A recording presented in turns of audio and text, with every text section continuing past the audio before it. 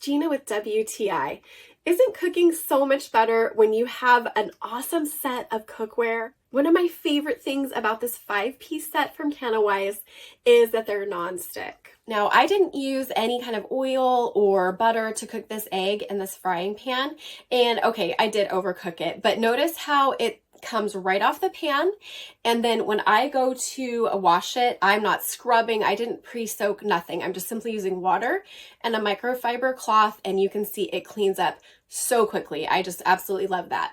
But another thing that's super cool about them is they have detachable handles. I can just use the same set for cooking on top of the stove or in the oven. I love the versatility of that. This color is absolutely stunning. It's beige and it has speckles of red and darker brown colors, and it just gives it a really beautiful look.